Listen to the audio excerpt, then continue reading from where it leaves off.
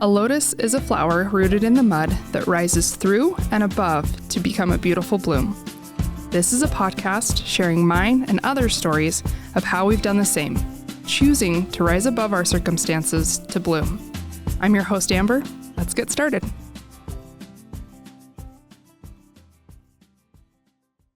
This is my friend, Brittany. Hi. We know each other through Gentle Warrior. Okay. And I like how you say, okay, like I'm telling you for the first time. And yeah, that's how we've gotten to know each other, is through the group. Yep. We've bonded more recently. Of course. Anything, yeah. So your story is really, really cool. I like it. Thank you. It's one of my favorites. I feel like it's a trauma story, but it's aren't all of our stories trauma stories, let's be honest. It really is. So if you don't mind just starting out, tell a little bit about where you're from, how you grew up, just kind of family dynamic. Sure. And if you feel comfortable telling the story of how you and your husband met. Of course. Yeah. I figured that's where we would go today. Yeah. Well, I guess to start off, I am a transplant from Ohio, specifically Dayton, Ohio. Kind of lived there for, it was like 15 years before we came to Utah.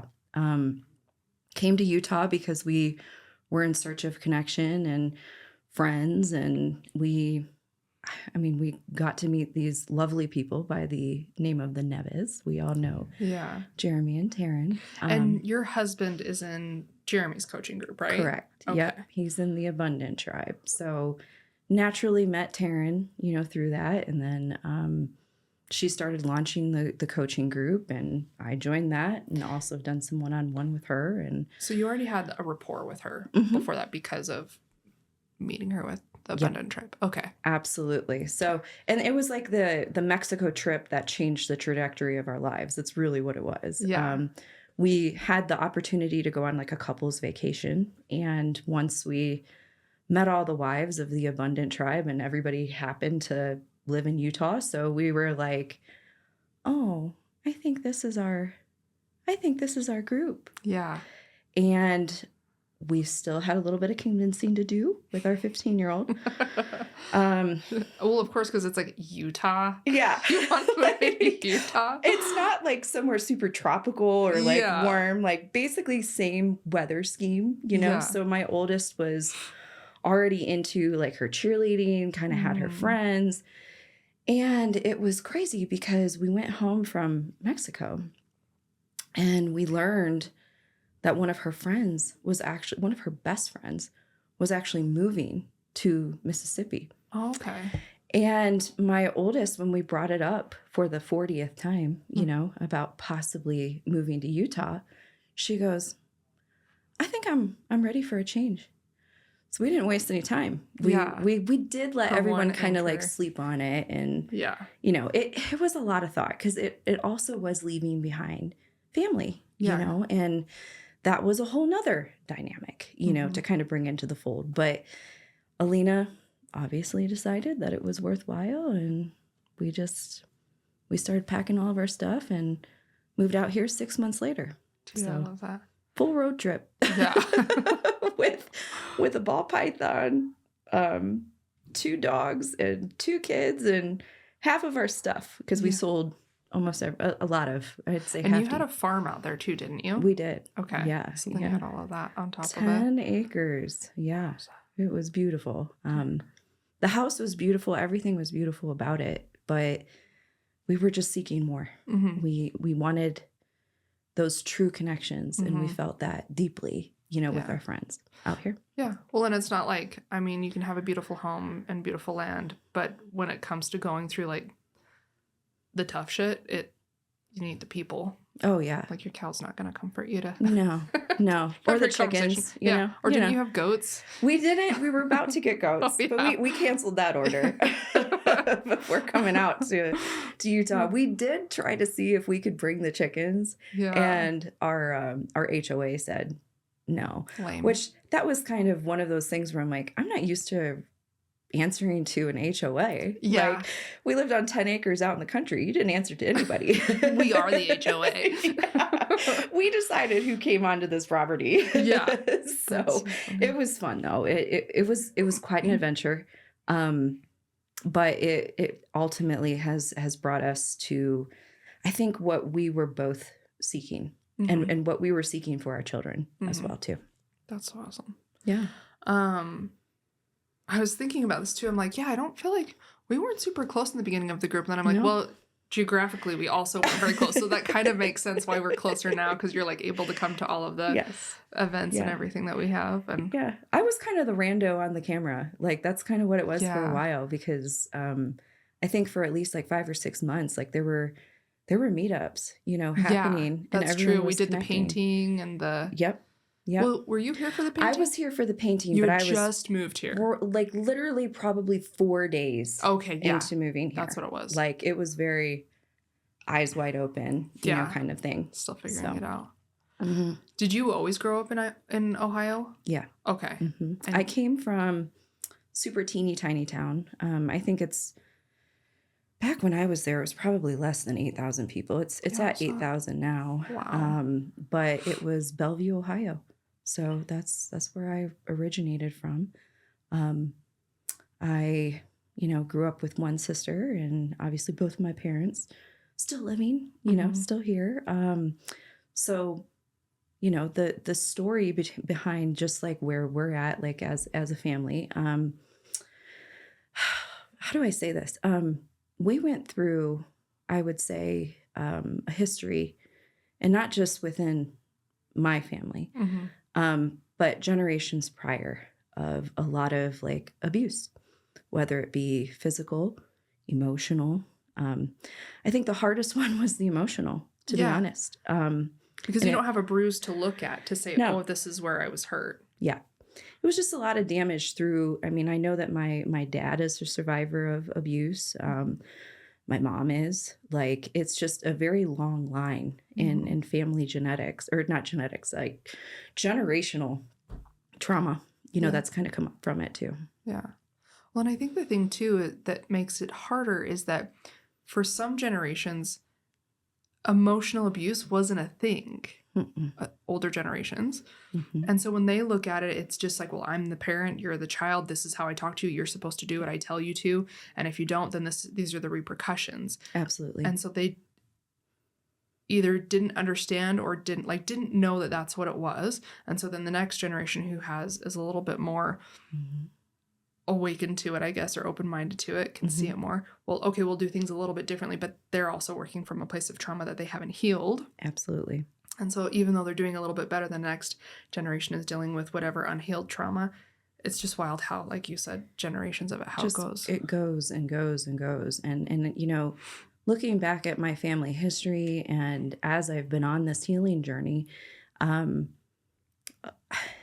I don't fault, anything that happened or anything that went down when I was a kid. Yeah. I know that my parents were doing the absolute best that they possibly could with their situations. And it's really cool to evolve from that with that awareness. Because a lot of times, like even through my like early 20s, I was angry. I was just going to say the same angry thing. Kid. I had a lot of anger for a really long time. Yeah. I went through a period of like, oh, it doesn't matter, whatever, here we are now, why live in the past, which is true. Yeah. But you still have to work through stuff. And then I went through working through it and being really angry of how could you? Yes. You say you were doing your best, but you weren't. And then realizing like, you know what though? At 17, I didn't know which end was up. Like, no. much less to raise a child. No. And you just like, I think like you said, to go through all that, feel the anger, work through the emotions, and then to just love your parents or whoever is or whatever experience for their intention. Yeah. And that they did love you. Even seeing them as children themselves, going through whatever they went through in their past lives. And we're not past lives or past years, you know? It's been really cool to even unpack a little bit of that. Like I've been able to ask my mom certain questions that I wasn't able to ask her, you know, when I was a lot younger. Yeah.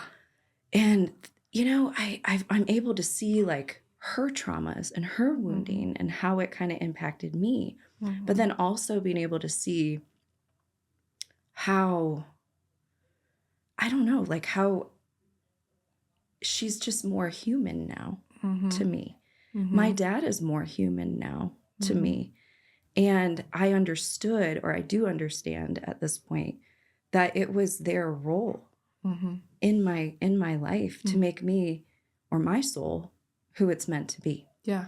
And it just, I had this huge epiphany like a month ago, you know, pretty much about like, oh my gosh, like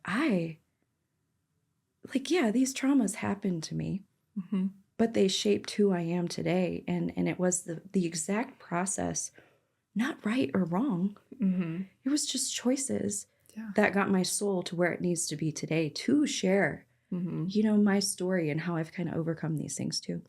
That was something that I went through recently as well, which, so yeah, it is really, really cool.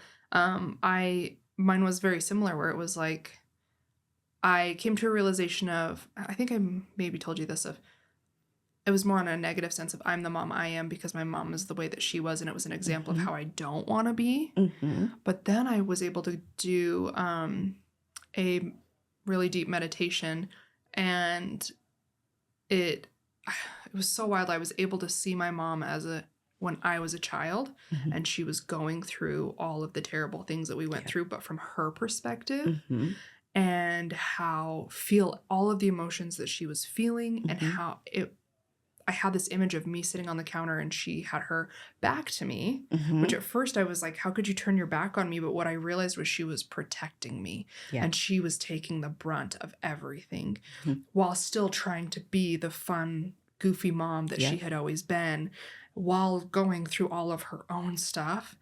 And it gave me a lot of perspective of, one, what she really went through, two, how she really did actually protect me in certain times when I thought that she didn't. And it helped me remember that it wasn't always terrible. There was a moment in time that was like really fucking awesome. And I'm this super goofy, fun, quirky mom because she was that way. So like in all aspects, I'm the mom that I am because she's the mom that she was. Absolutely. And I think that applies to a lot of other relationships. Like you said, it helps us shape us who we are.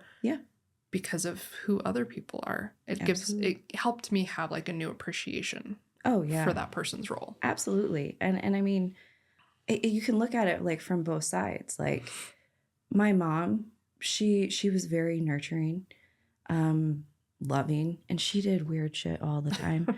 Like I love that about her. I always, I'm like, what the hell is wrong with you? Like, but it always kept me smiling, and it kept like some of the darker times like a little lighter. And I mean, even through her cancer diagnosis, and I mean, my mom was diagnosed with cancer at 35 and I was 15. So my gosh. It was a very, and now your daughter's 15. Yeah. Which is freaking nuts. Do you mind if I ask, how old are you? I'm 39. Okay. Wait, we just talked about this. I remember. No.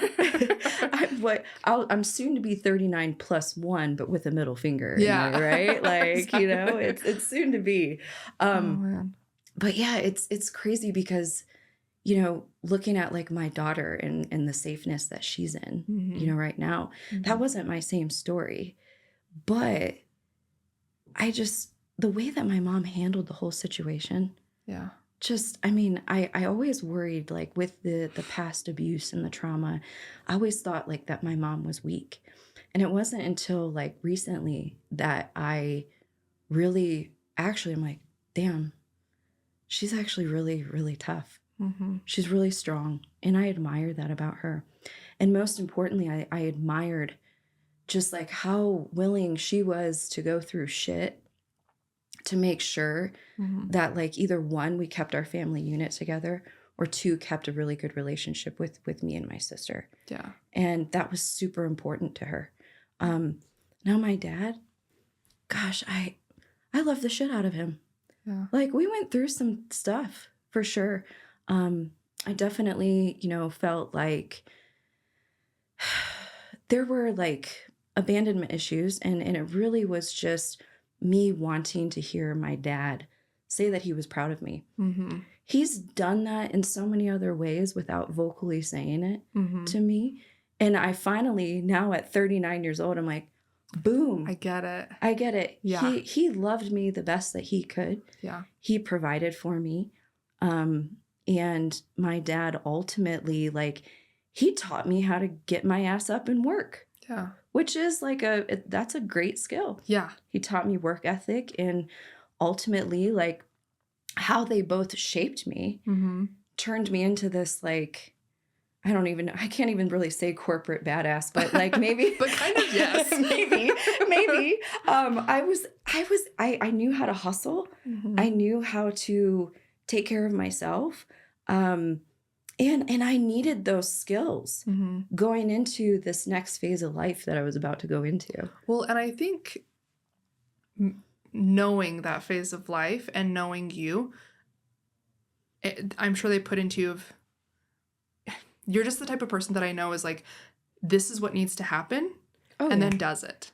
Yes. Like, you assess the situation and then you take action. There's execution. Exactly. Instead of like, well, I don't know maybe what to we do. should do this. Yeah. Yeah. Or knowing what to do but not taking action. You're very much like, well, this is what needs to happen for us to succeed. Let's do it. Yeah. Or, I mean, even too, like, or for me to survive. Mm-hmm. Like, and that really, I think this kind of leads into what you wanted to ask me. Yeah. So I have to admit, like, on episode 3, the girl that's sitting right here right now is actually the stripper that you had talked about. Yep. So I had Taryn on, and we were talking. We'd just gotten back from a retreat. Yep. And there was someone who had confessed that she was a stripper. I think that was like your first time really talking about it. Oh, for sure. Yeah. And so we kept it pretty anonymous, but we were super stoked. We could just like see the shift in you and how powerful that was to finally tell your story and know that it was received with zero shame or judgment. Absolutely. And if anything, all of us were like, Brittany, show us how to dance. What do we do? That's so cool. Those moves are rusty. There's 2 kids and marriage and life that's happened in between. But yeah, it was that time in my life was interesting. Mm-hmm. I think I mentioned, a few minutes ago, I was an angry kid. At that time, by the time like I got into my college years, my parents were divorced. So they ended up splitting up shortly after my mom was cancer-free. Okay. And my mom started dating someone new.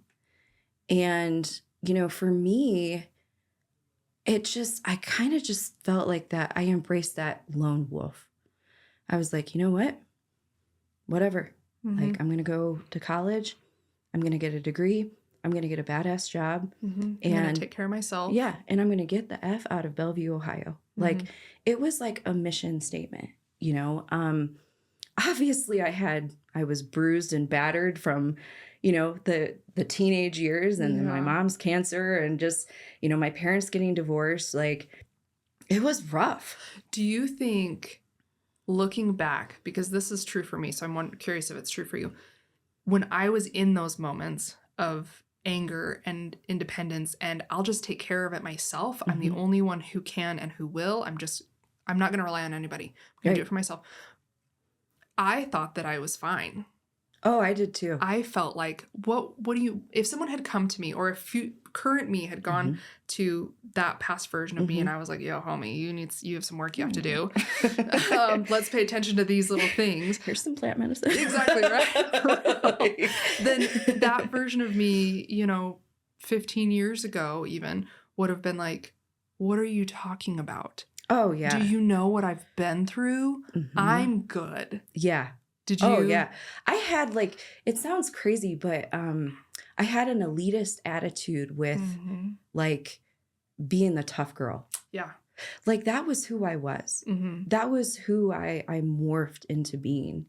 And it wasn't until recently that I was like, this is not me. I don't need to be this. Yeah. And letting the guard down. Yeah. It was just something that, but again, at that time, and then going through the rest of my life, I needed that armor. It definitely served a purpose It in the did. time. Yeah. And even through my relationship, in my marriage, Mhm. and sometimes even with my kids, like I had to be the Mhm. tough one and the mama bear. And it, I'm happy now because everything that I prayed for back then has come true. I That's have awesome. a softer relationship. I am a softer relationship with myself. My relationship with my husband is everything that I ever dreamed of it to be. Mhm. Like, and I didn't think that was possible when we were going through the shit. Yeah.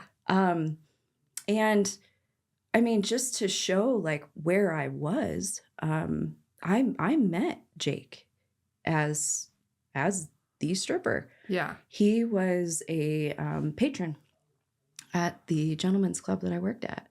So it's a funny. wild story. Yeah.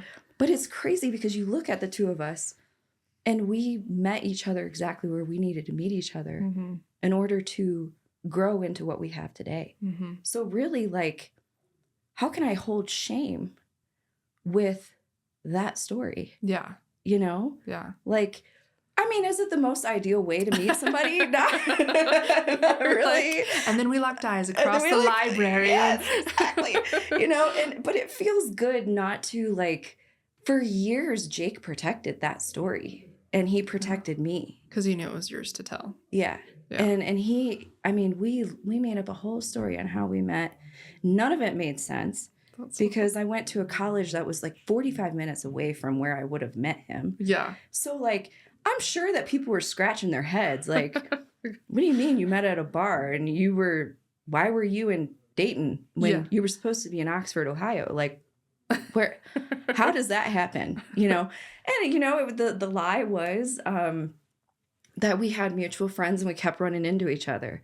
The truth is that he came in pretty regularly to come see me at the gentleman's club. That's hilarious. I mean, you did keep running into each other. I mean, we did. It just happened to be that I was topless at the time. Like, it was just like, hey, how are you? So, I mean, and it was months. Like, we hadn't exchanged numbers. We hadn't, like, it was literally just kind of running into each other, at the club. And he never paid for a dance. Rude. Ever. Isn't that rude? He owes you a lot of dinners, at least. I feel like that's true. I feel like he's made up for it along the way, Over how many years of marriage? I mean, so funny story with us. Yeah. Married, divorced, remarried. Yeah. So, I mean, it's not your average story. No, okay. I love your story so much. There's just like so much to it that's not average. Yeah. It's so all funny. of it. So let's rewind just a little bit. What made you decide to become a stripper? What put you to that point? Great question. So getting to the point, I went to like a public Ivy League school. Okay. Miami of Ohio, it's not cheap at all. I came from very little, like I was provided for. I wouldn't say that we were poor by any stretch of the imagination, but I know that it was tight. Mm-hmm. So when I went off to go to school, I was pretty much, my dad hadn't gone to school. My mom didn't go to school.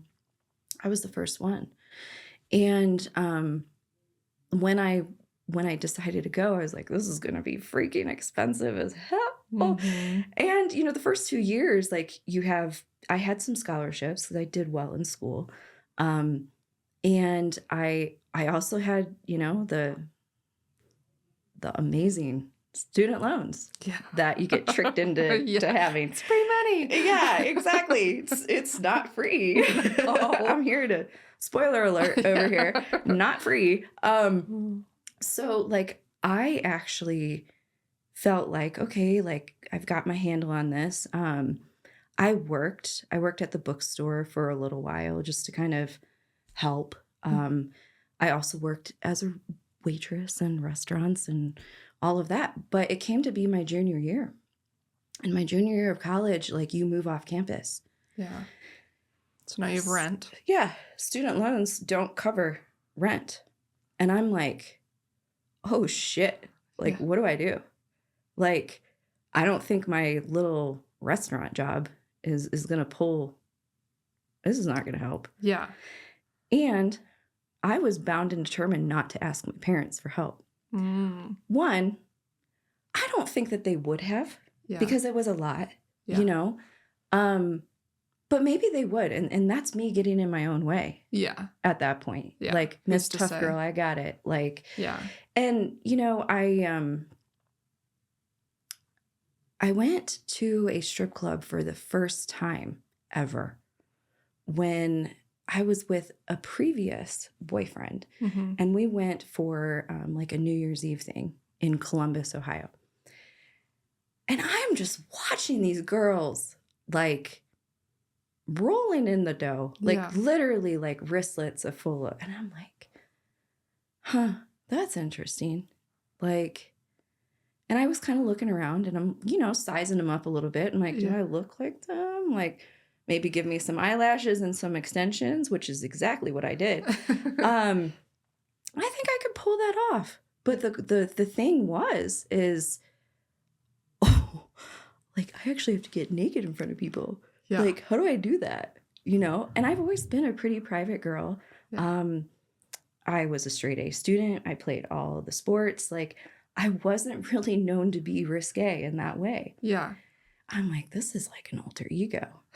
So I go for an audition because you had to audition. And you went to a different club, right? To audition. Yes, absolutely. Okay. I went to a club that was 45 minutes away from my college. Okay. Was there a reason? Wasn't there a reason for? Oh yeah. You told me. I didn't want students or professors to see me. Okay. So I knew like I needed to distance. Oh, I needed distance. Yeah. So I was like, I think it's worthwhile to drive 45 minutes. 45 minutes isn't like super far. Yeah. But it's not super close either. Yeah. Like a bunch of drunk college students are probably not going to make that drive. Yeah. You know? And this was before like Uber and all that stuff. So like, you know, you would have to take a taxi and that cost you quite a bit. That adds up, yeah. So I thought, I'm like, okay, like we'll go this route. I go and audition. And let me tell you, that was one of the most humbling experiences of my life. Oh my gosh. They had a DJ. You're on main stage and they'll play whatever music they want and they just tell you to move. And you're naked. Oh my God, that would be so intimidating. And like literally it's just like bodyguards like looking at you and like the house mom. Yeah. And then like you go back, they have you put your clothes back on and they say, okay, like you can dance here. Yeah. So I'm like sitting here. I'm like, this is the weirdest interview that I've ever been on. Like, how many interviews can you say you got naked on? Right? Yeah. Like how many times can I say that? My gosh. It was just, it was something. Yeah. And sure enough, I get the job. Yeah. Like, and then came D-Day where it was, here you go. Like, show up and do your thing. Show up and do your thing. And let me tell you, I probably was not great my first couple times. But it was crazy because like this alter ego kind of took over. Yeah. I was very much in my feminine, very powerful. Yeah. Like it, and I mean, the money was good. It was really good. Yeah. And I only did it for... I was like, I need to make enough money. I need to have enough money saved in the bank for me to live at college. Like, because I didn't want to start interviewing for real corporate jobs my senior year and still be dancing. Okay. So you set a timeline for yourself. I set a timeline. I was like, I can't do this more than X amount of time. Yeah. Because I need to...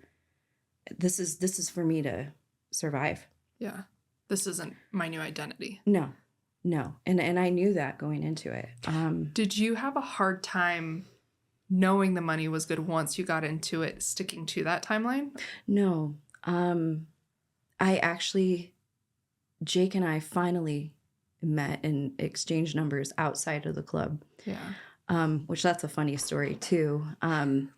But we started dating, and I could tell that it was affecting your relationship. Yeah, he was bothered by it. Yeah. Which who wouldn't be? Right. You know, like he knows, you know, what goes on, you know, and then you're trying to be serious with somebody and like plan a life, and like it just I'm sure it made him feel certain ways. Yeah. Well, and especially where he'd been there and he'd seen the type of people that were coming in. Correct. Yeah. And what the women were doing to kind of make a buck. Now I will set the record straight that the cabaret was actually, we wore evening gowns. Oh wow. We would get fined if we showed certain parts too openly. Yeah. We had to stand like 3 feet back when we were dancing. Okay. So it wasn't as like, it wasn't Vegas. No, it was not. And that was very entry level, I guess. Like, yeah. You know, if you're gonna dabble in it, that was probably the classiest place to go. Yeah. But other than like downtown Dayton, no chance. Like I would have never have done that. But like there were rules. Now, some girls did toe the line. Yeah. You know, luckily I wasn't one of them. I'm like, listen, still a rule follower in the strip club, still a rule follower. So I don't want to make anyone disappointed, but you know, hey, cat's out of the bag. So yeah, I mean, it was just one of those situations where I was very cautious, and I was very acutely aware of like when this gig needed to wrap up. Yeah. And the nice thing is that I had more than enough to last me through college. And once I hung up the evening gown and the, you know, huge shoes, the clear shoes, the platforms, like, you know, I don't know how I walked in those. I don't know. Especially us being on our hike, like. I had major we went finesse. on a hike and she had tennis shoes on and just kept slipping over and over. I like almost died. We'd be like mid-sentence, oh my gosh, I'll catch you. Oh my gosh, I'll catch you. Apparently I need those platforms to, you know, walk normally. Platforms are nothing. Platforms are nothing. Send me up a hike on those. That would be interesting. But yeah, so I mean, it was funny because I was very set on getting out. That's so cool. And lined up a job, my first corporate job, you know, with AT&T, right out of college. I mean, I interviewed and I got the job on the spot. Nice. I was happy that I had to wear a business suit. Yeah, I didn't have to get naked, you know, for anything. They didn't ask you to dance.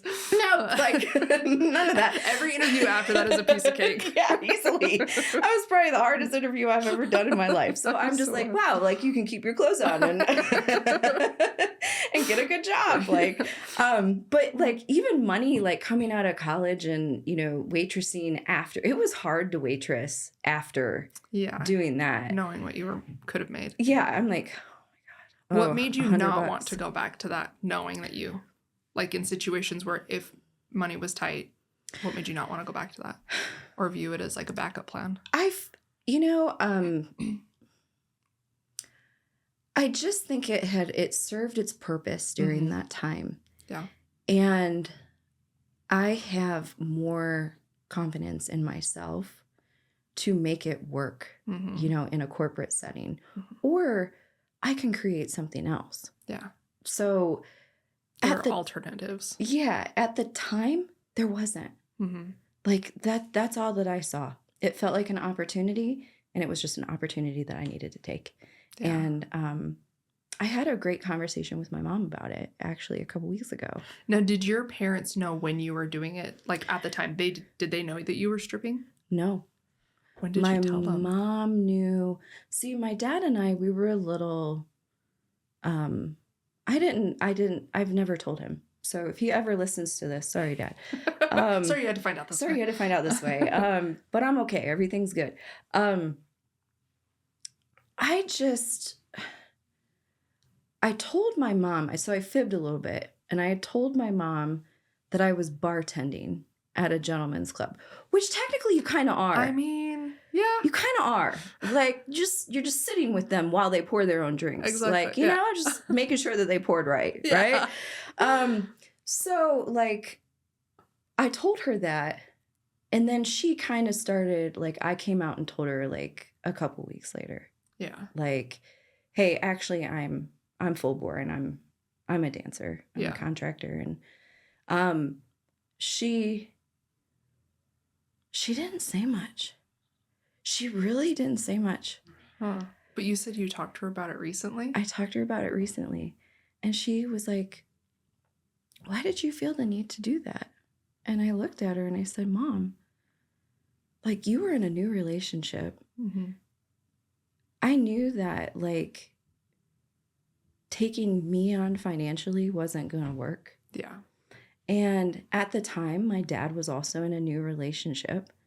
It just felt like you guys were kind of just living your life. Yeah. And I was kind of expected to figure it out. Yeah. And you know what? I did tell her, I was like, but that's also on me, Mm-hmm. because I didn't ask. Yeah. I didn't use my voice. I didn't ask for help, Yeah. which I don't do that normally. Up until about 8 months ago, shit, let's back that up. Probably 3 months ago, I still didn't ask for help. Yeah. I just, that was not a part of my DNA. I actually just, when was it? 3 days ago, I was having kind of a rough day. Becky, Mhm. my son, was having kind of a rough day. Mm-hmm. And I was talking to one of my friends, and they're like, what do you need right now? And I'm like, nothing. I've got it. It's fine. I'm like, no. I do need some help. I need help with my children. Please, someone help me. They're driving me crazy. Just take them now. Take them away. But even small instances like that, I get it. It's we have this mentality, whether it's your upbringing or sometimes just being a mom, Yeah. where we just have this mentality of Got like, it. I can do it. Yep. Yeah, you can, but you shouldn't have to, and it's okay Right. to ask for help. Absolutely. Absolutely. But But yeah. hey, I mean, it is what it is, right? We're learning. Right? It's practice. Exactly. It's like, yeah, that's what it's not perfection. You know, and I think that was one of the biggest lessons that I had to learn, Yeah. is that it's okay to ask for help. And, you know, I told my mom, I was like, you know what, Mom, I never gave you the opportunity. Mm-hmm.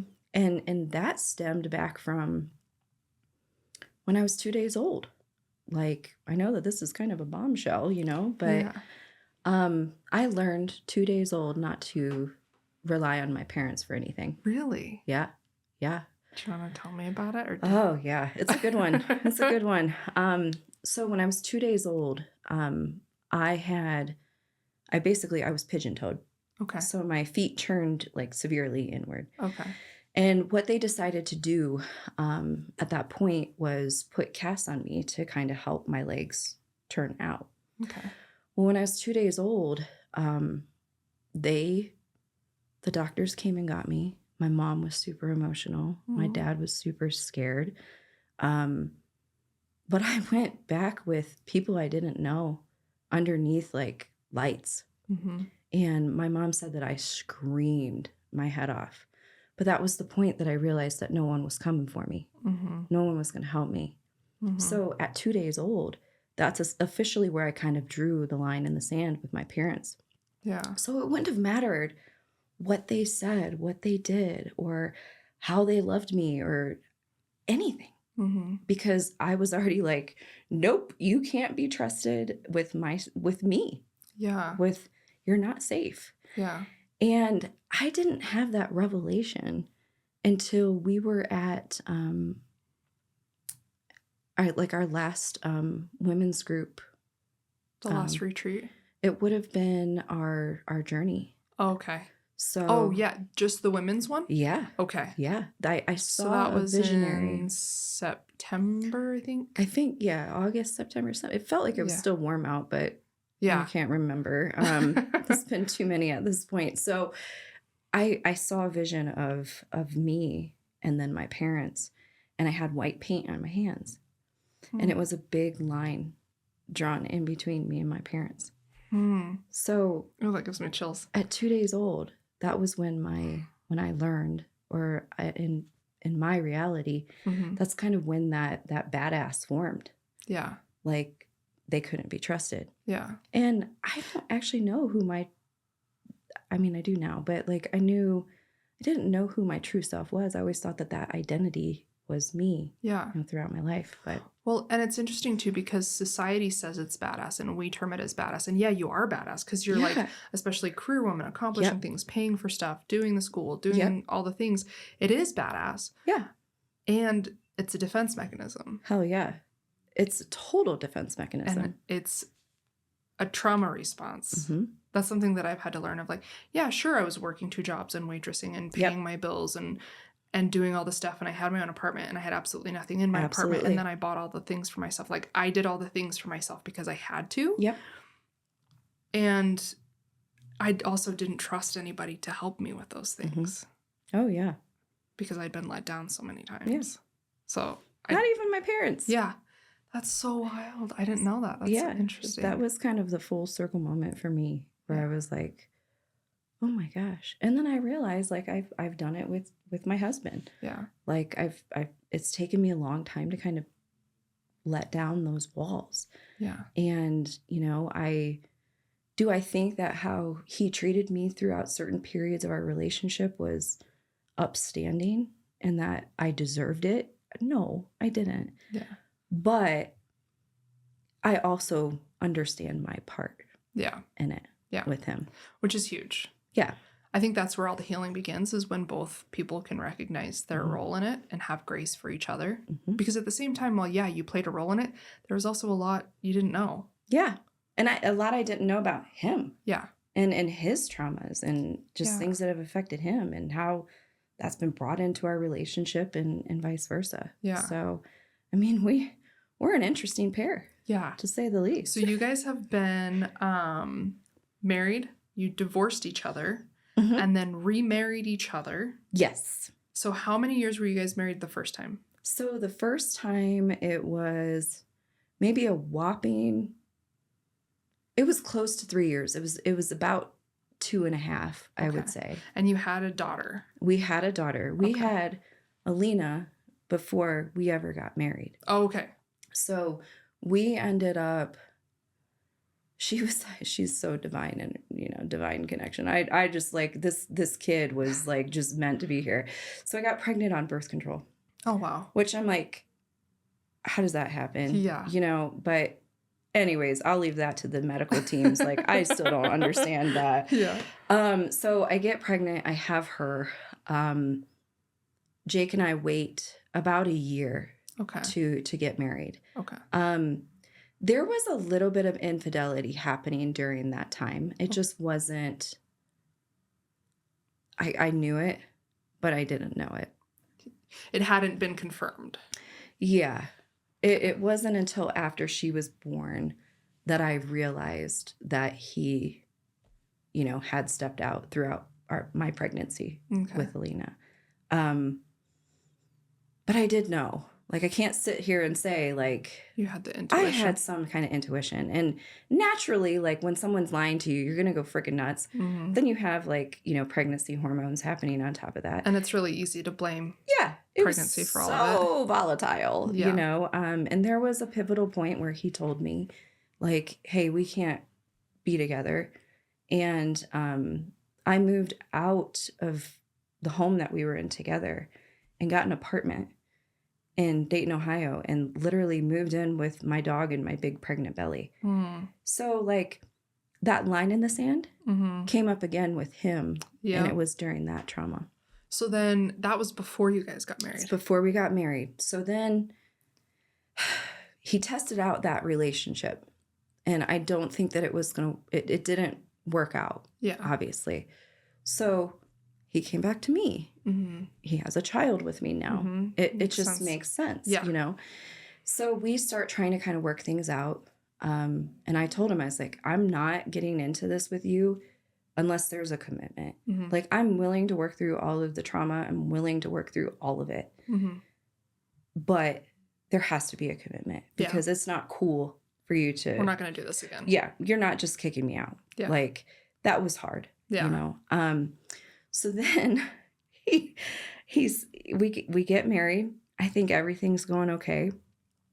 It's like a year and a half in, and I'm noticing that he's partying. He's going out, like not coming home until 6 a.m. Like things are just going on again. And I'm like, dude, what is going on? Yeah. So he finally asked me for a divorce. And I knew that this chick was involved again. Same girl. Same girl. Same girl. Girl. I know. Talk about wounded feminine here. So same girl. I fought a little bit. I dug my heels in. I said, this is not right. Like, like, this is messed up. Mm-hmm. And, you know, of course, I'm crazy and like all the stories that come up, you know, when someone is being called into integrity. Yeah. And then from there, there was one point I was like, okay, I'm going to be with this. Like, we're connected for the rest of our lives. You know, we share a child together. I'm going to give him what he wants. I gave him the divorce. We had I didn't have an attorney. He had an attorney. But I did a dissolution and it was done in 30 days.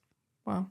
I was just like, you know what? Let's just do what we got to do. Get it done. Absolutely. And then at that point, I was just, I told him, I was like, I pray that you find the happiness that you're looking for.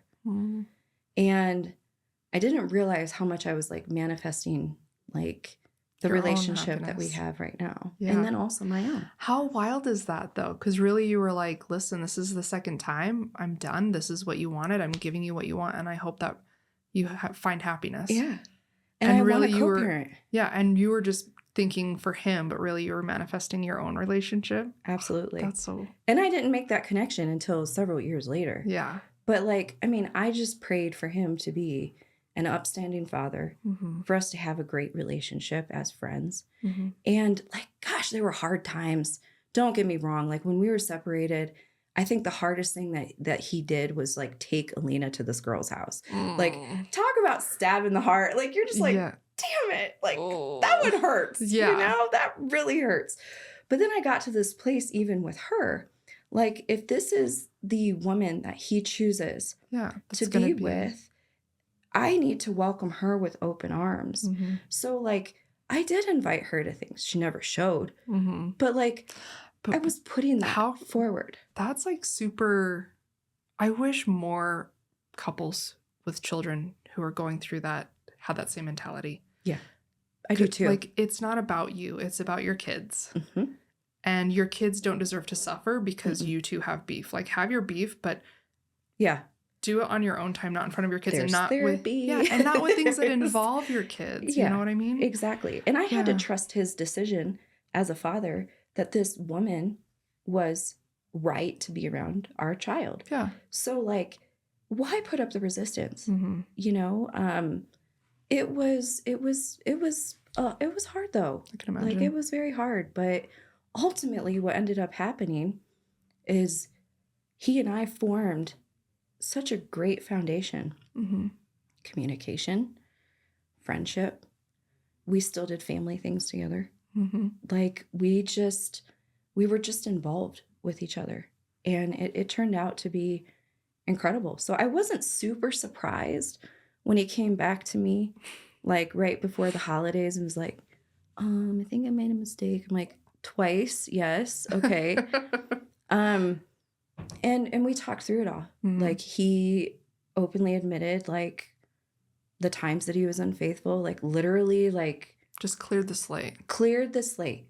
And I was like, well, this is going to take a while, you know, to kind of heal through this. So he ended things with her. And then we started working on the repairing, you know. How long of the time was it between when you guys were divorced to the next time? Getting married? Divorced in 2012. We got remarried in 2014. Okay. So a couple 2 years. Yeah. 2 years. So. Wow. Yeah. But that's a good amount of time to work through things. And it was. And then that got to the point where I was like, okay, if we're all in, let's just do the damn thing. Yeah. Again, I love you. You love me. We've got a lot of shit. You know, we have a lot of history. Yeah. But I just felt like there was a reason that I could never shake him. Mm-hmm. 2, why we had this daughter on birth control, you know, like there's just too many things that were kind of pointing to Pushing you guys back into each other's lives. We were going to be in them regardless. Yeah. The whole time. Yeah. So it's just kind of like, well, how do we figure this out? Yeah. You know, and it hasn't been until many years later that I was like, oh, I get it now. You're supposed to trigger the fuck out of me to make me grow. I'm supposed to trigger the fuck out of you to make you grow. Like, we're going to make each other better. Yes. And then we're going to end all this generational trauma. Yep. And we're going to, you know, have a ripple effect on our children and our grandchildren for years to come. Yeah. So you guys have been married now for almost 10 years? Almost. I just sit there and math it because Ben and I have been together. We got together in 2013 and we are coming up on 11 years this summer. Yeah. Which is just so wild. It's so hard though. I know. Marriage is so hard. It's different for sure. I think a lot of our tough stuff was before we got married. So we've been together for almost 11 years. We've only been married for 2. And all of our like tumultuous stuff was before we even had kids. And then we made the commitment of having kids. And so we did things in a very similar order. For us, for me anyways, and I don't know about Ben because to him he was just like, we're in a committed relationship. For him, I think it's been the same level of commitment. For me, being married has added that extra security of, I realized this actually fairly recently. I didn't know it at the time, but there have been a lot of very temporary things and people in my life. And I didn't understand fully how important it was that he made that commitment until recently, where I realized, oh, it was important to me because it meant he's not going to leave. Right. So when we have those arguments and we disagree on things, it's not in the back of my head of this is it. Yeah. I'm going to have to figure out how to be a single mom or any of that stuff, you know? Absolutely. It just added that extra level of security. Yeah. So we still have arguments. We still have all the stuff. But it's that extra level of we'll work through it. We'll figure it out. Yeah, exactly. Which I imagine is probably... You know, actually, for me, the wounding is a little bit different because he did leave. We were married, you know? Yeah. And he did leave. But, like, we know what not to do. Yeah. At this point. Yeah. And so now you guys are here and you're in Utah and you're doing the growth thing. Yeah. And here's the thing that I love is that it's not just that you guys have been working on your relationship, right? Because like you said, there is that wounding to heal.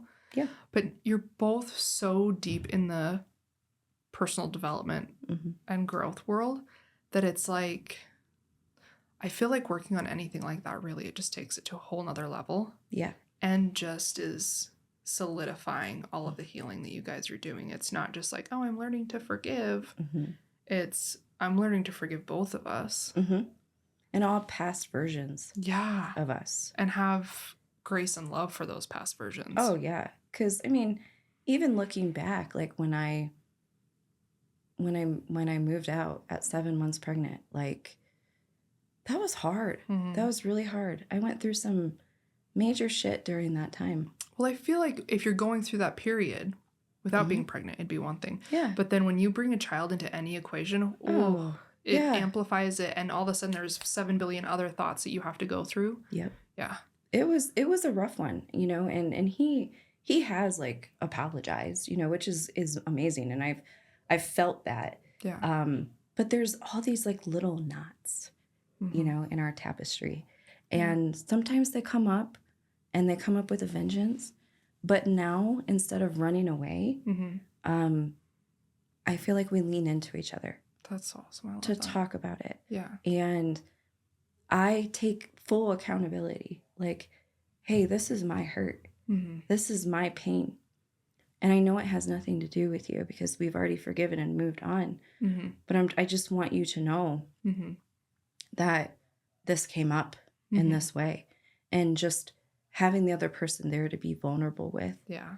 And to hold space for you. Well, it turns into instead of it being an accusational thing, Mm-hmm. it turns to, I'm trusting you and I need your support through this. Yeah.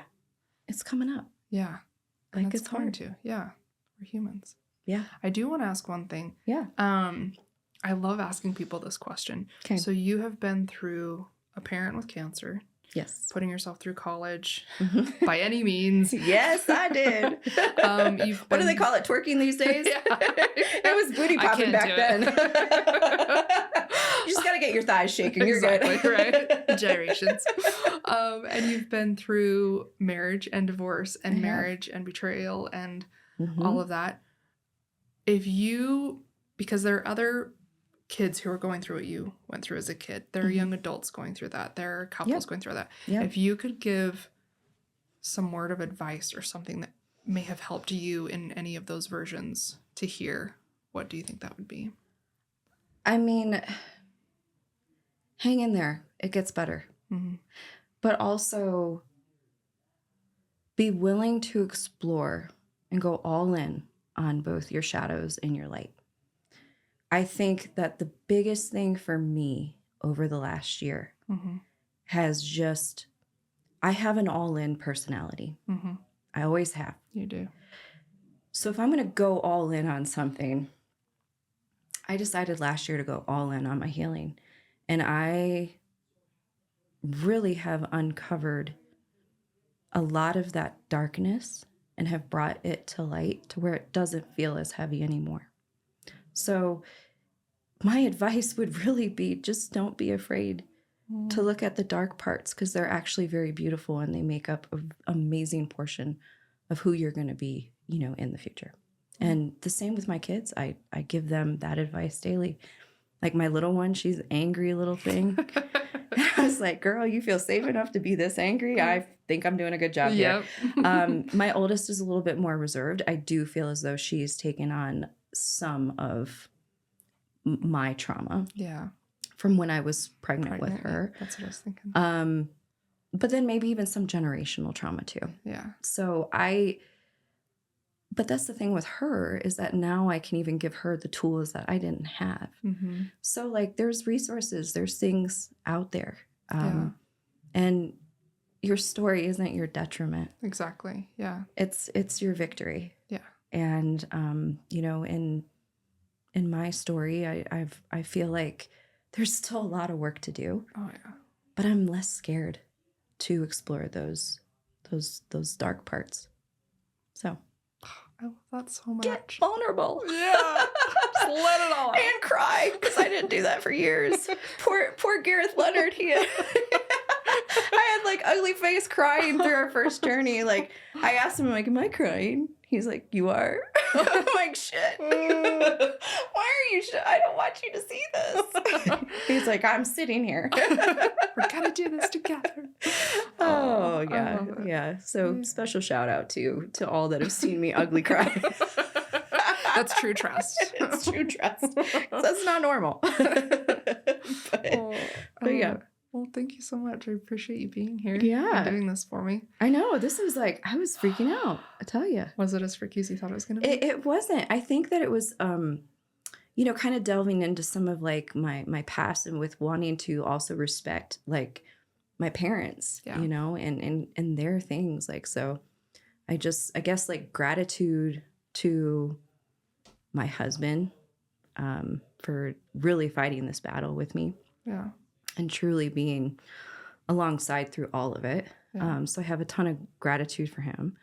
Gratitude for my two kids, because my oldest does know about mom's past. I know. I remember when I asked you, like, it's okay. We told her we're good. We told her we're good.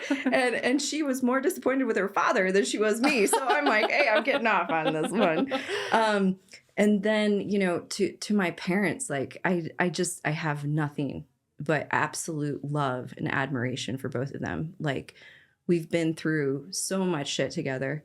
Yeah. And I'm thankful that they brought me in, or I chose them, Mm-hmm.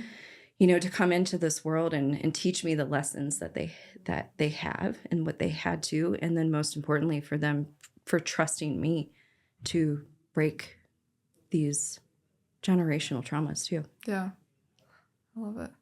Yeah. You're doing it, dude. Yeah. We're here. We're here. So great. More to come. More to come. Thank you again so much. I appreciate you. And I just welcome. love you. I love you too. Hey, thanks for listening to this episode. If you liked what you heard, please remember to subscribe and go leave a review on Apple Podcast. It helps me know what you want to hear and who I should have as a guest next. Thanks again, and until next time, keep living the life of a lotus.